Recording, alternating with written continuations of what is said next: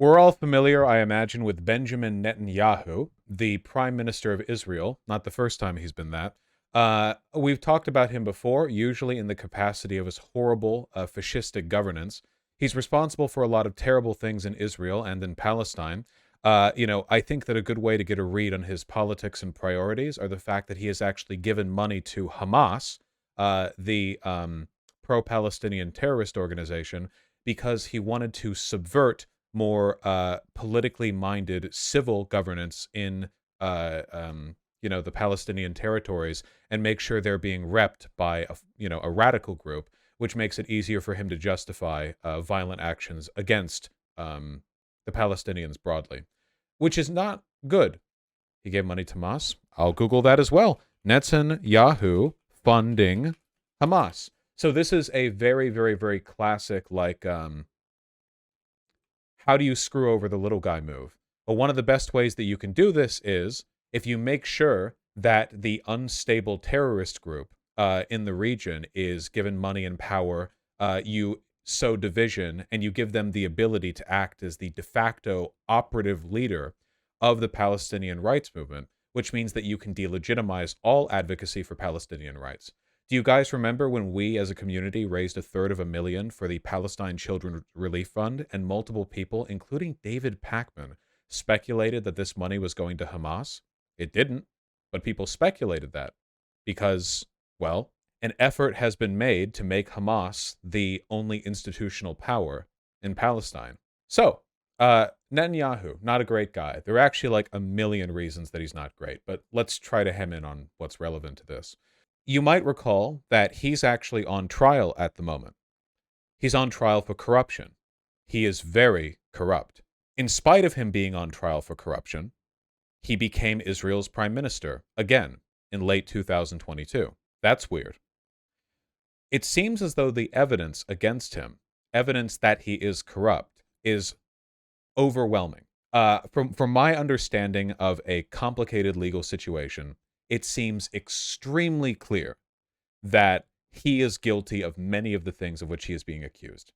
And it seems like he's feeling the heat a little bit because Netanyahu has been acting erratically lately out of defensive self-interest. At the beginning of this year, he formed a coalition with many of the far-right radical parties in Israel as a way of consolidating power. So Ben Gvir, I believe, is the sort of the prime example of this. Here we go. Ben Gvir is a pyromaniac, but it's Netanyahu who has given him the matches. The PM could have simply told the far-right leader his Temple Mount visit was counterproductive to Israel's interests. Here's why he didn't. Basically, we're seeing a very classic Weimar Germany move here, where the sort of institutionalist conservative politician Netanyahu has been more openly collaborating with ultra-far-right elements in order to consolidate power within the government. There are a bunch of articles on this, but we're still in the prelude. So, if you're Netanyahu and you're on trial for corruption in a case that you are probably likely to lose, what's something that you might be able to do in order to preserve your power? That's right. You become a dictatorship.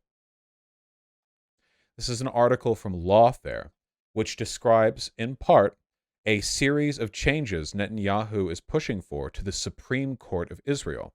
This is in a legal journal, or not journal, I'm sorry, article. So legally minded writing. Let me read a little bit of this, okay? And you can try to project, if you will, what I'm about to read onto what it would feel like if this was being done to an American institution.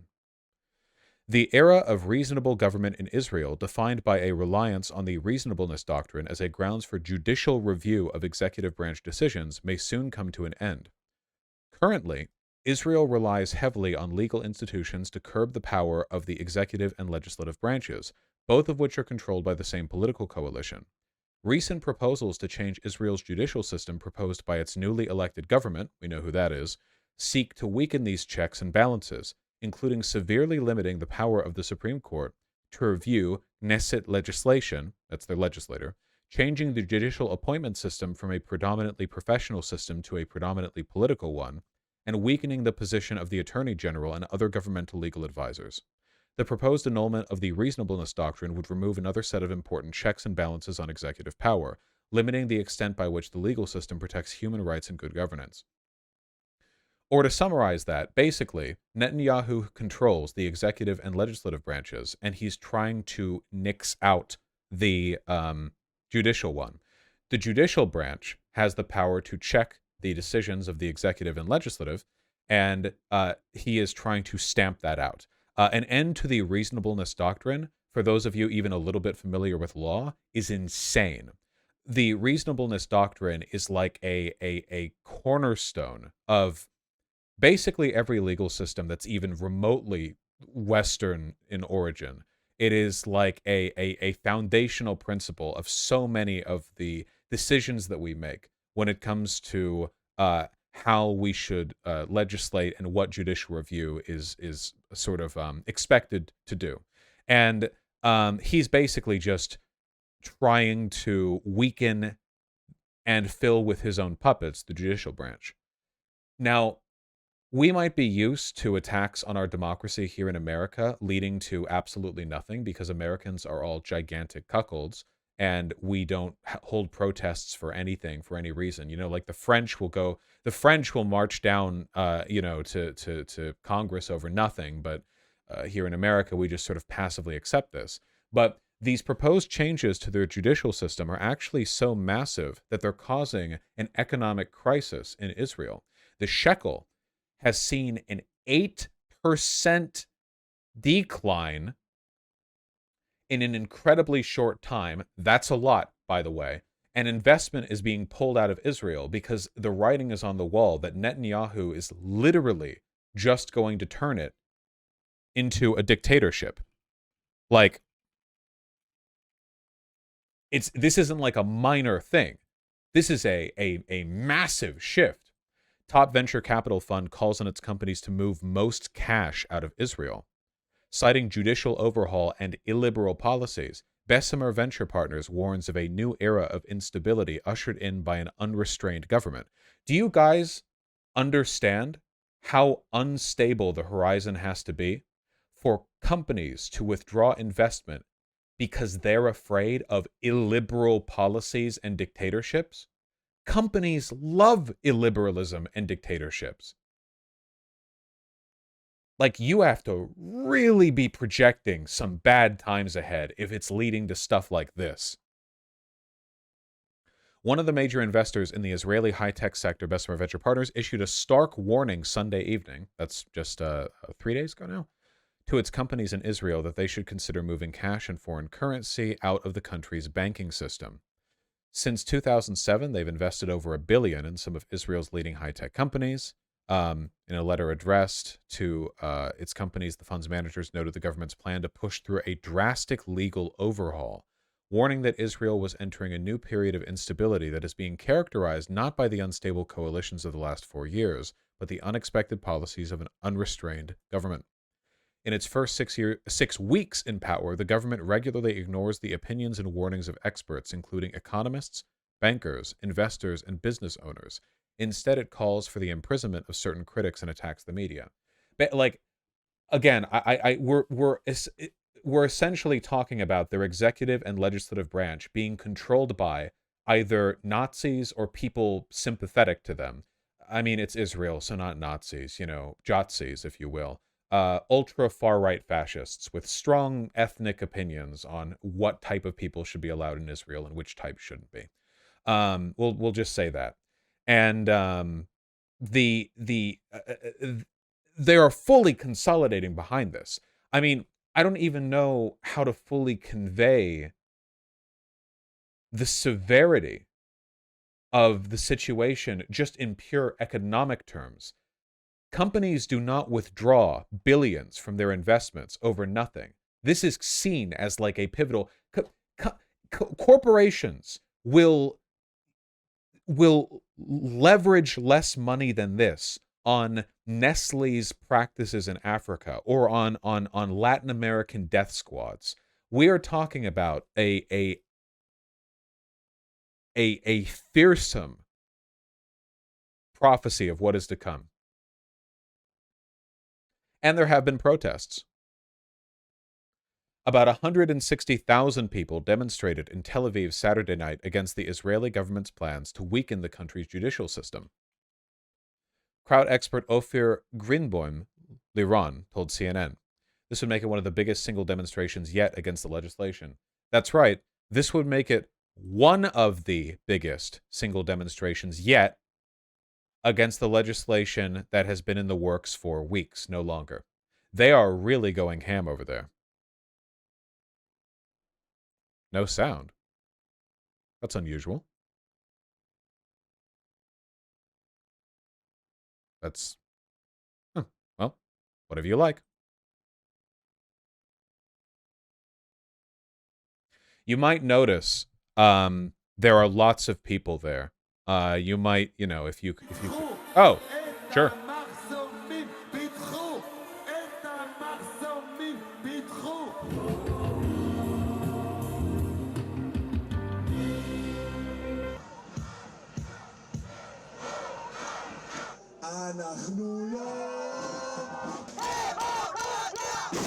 Prime Minister does go hard. That is true.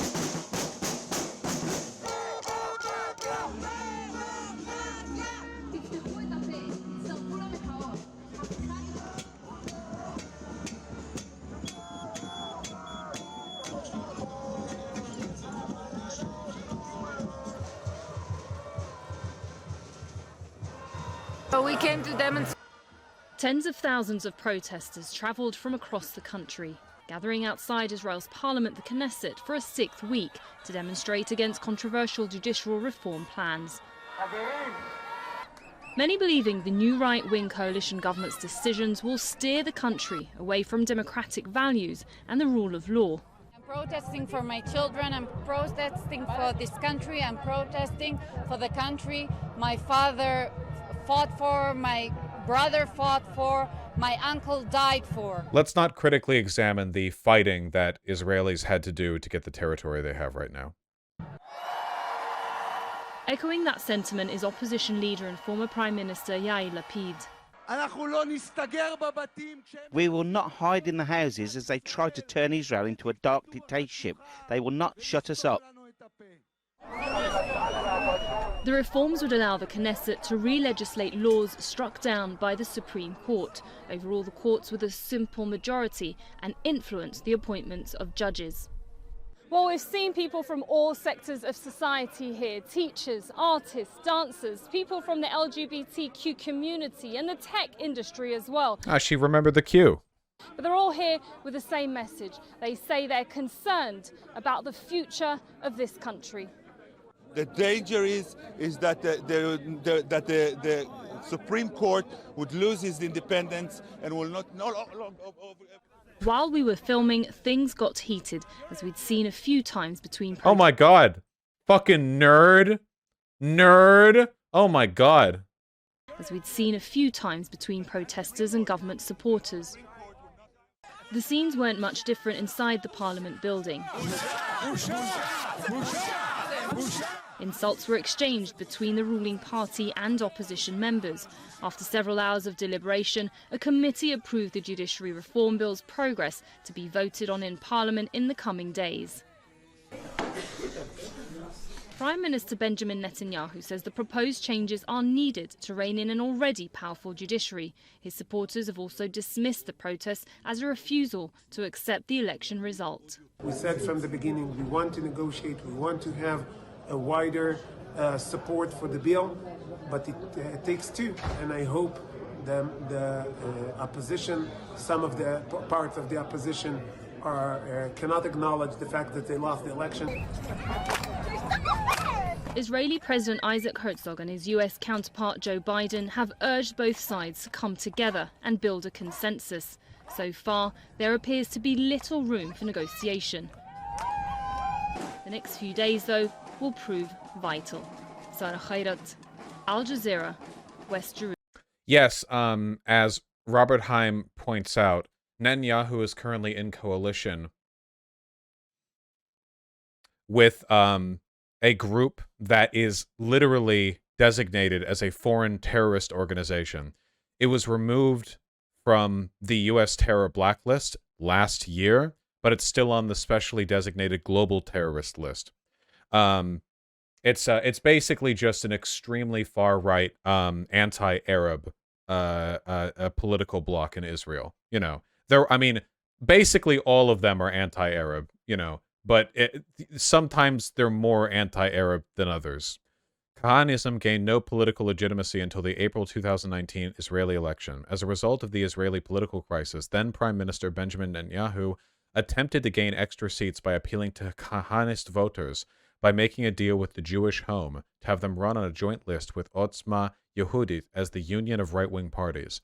The party received enough seats for Otzma Yehudit to be represented, but Ben Ari, who was supposed to represent the fifth slot in the union of right-wing parties list, was barred from running after the list was submitted.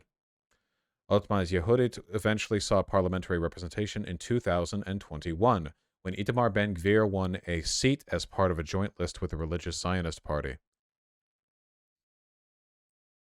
Won 6 seats in the 2022 Israeli legislative election, and will be represented in what has been called the most right-wing government in Israeli history.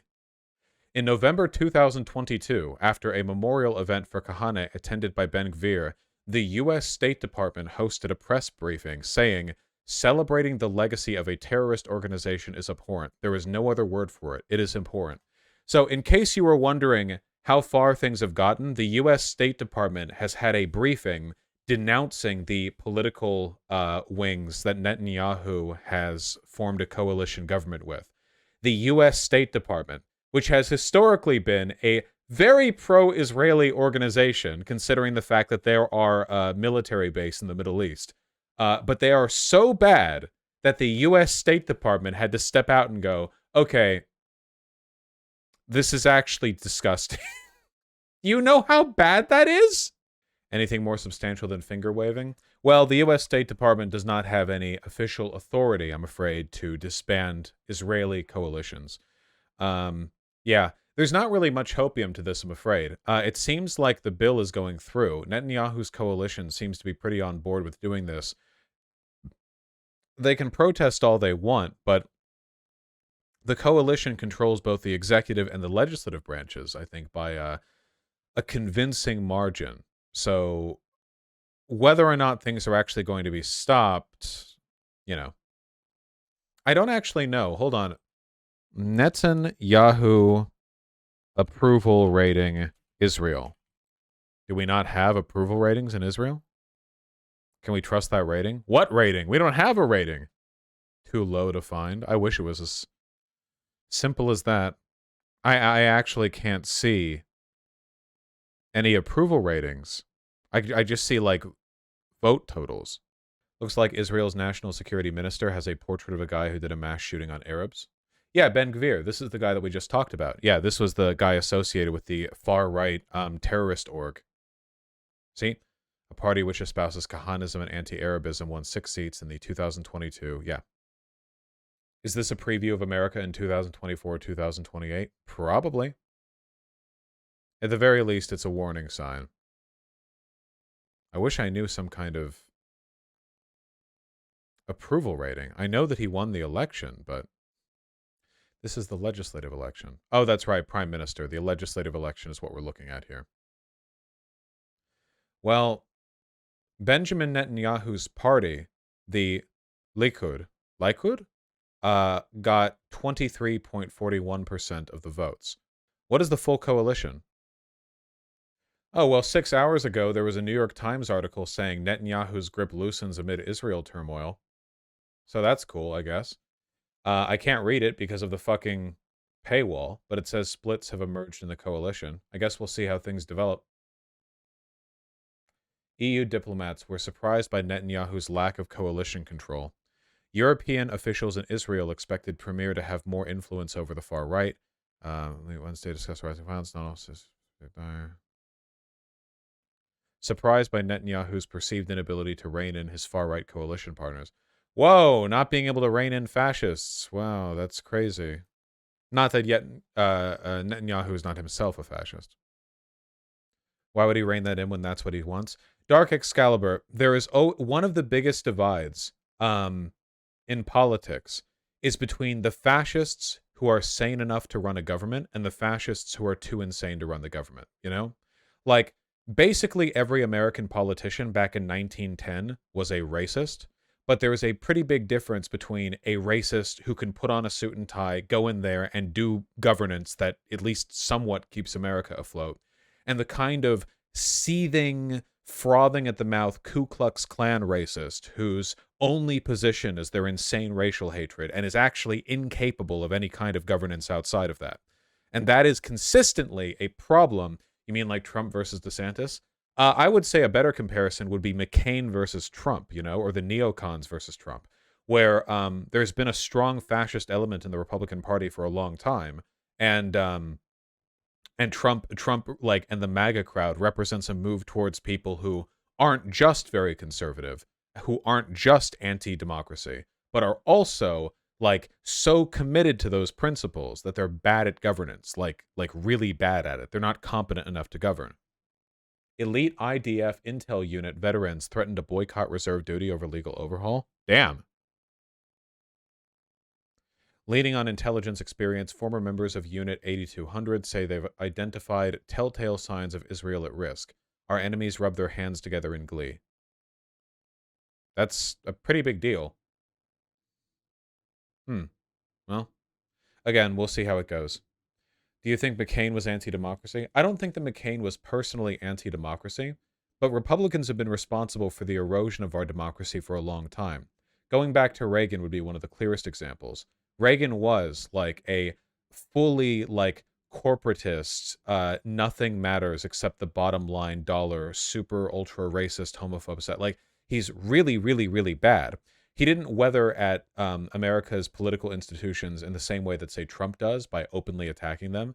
But yeah, Reagan, you know, contributed to the erasure of these systems in large part by being like super duper pro corporate, you know, like fuck over unions. Corporations have like basically limitless power to do whatever it is they want to do. Incredible power when it comes to maneuvering within our political system. And, you know, is that fascism? Maybe not. It's neoconservatism, but it is fascistic in many ways, and it definitely like paves the way, you know? We'll have to talk about that later, solar eclipse. Mitt Romney and McCain were not that bad at all, IMO, but they both lost, and Republicans started pushing for more conservative candidates. No, don't buy into that. Mitt Romney and McCain were both still really bad. The problem is that right now the bar is so low that it's difficult to see that. Not to mention, Romney and McCain have both defined themselves by being opposed to Trump's takeover of the party. But if Trump hadn't happened, if Mitt Romney and McCain had both been able to be president, they would have continued the exact same neoconservative policies that lead towards corporate control, de-democratization, and everything that essentially like led us to where we are right now, you know? For everything openly fascistic Trump is able to do, he is backed by decades of Republican legislative precedent with regards to corporate power, with regards to like what the news media can do, with regards to Supreme Court precedent. And somebody like Trump just couldn't really exist without that, you know? What differs neoliberalism and neoconservatism? In the latter, you hate gays a little bit more than in the former, basically.